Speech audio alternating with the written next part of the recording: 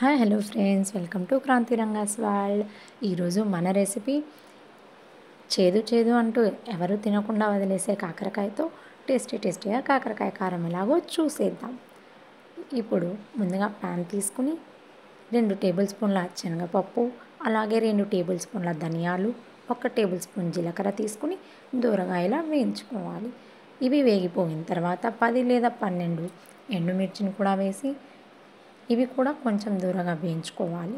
ఇలా మొత్తం వేగిపోయిన తర్వాత పక్కకు తీసి పెట్టుకుని ఇదే ప్యాన్లో ఆయిల్ వేసుకోవాలి. ఆయిల్లో ముందుగా కరివేపాకుని ఫ్రై చేసేసుకుందాం. ఇలా ఫ్రై చేసి తీసుకున్న తర్వాత వేరుశనగపప్పును కూడా ఇలా దూరగా ఫ్రై చేసి తీసుకోవాలి. తర్వాత ముందుగా కట్ చేసి పెట్టుకున్న కాకరకాయలు మొత్తం చూసారా, ఇలా ఎర్రగా అయ్యేంత వరకు వేయించుకోవాలి. ఇలా అన్నీ వేగిపోయిన తర్వాత పక్కకు తీసుకుని చల్లార్చుకోవాలి.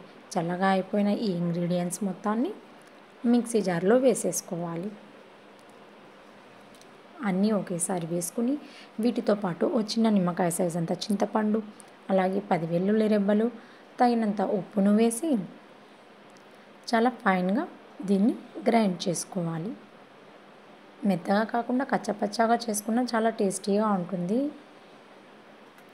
ఇలా గ్రైండ్ చేసుకున్న తర్వాత ముందుగా మనం వేయించి పక్కన పెట్టుకున్న కరివేపాకు, వేరుశనగపప్పుని కూడా ఇందులో వేసి కలుపుకుంటే వేడి అన్నంలో టేస్టీగా అందరూ ఇష్టంగా తినే కాకరకాయ కారం రెడీ అయిపోయినట్లే.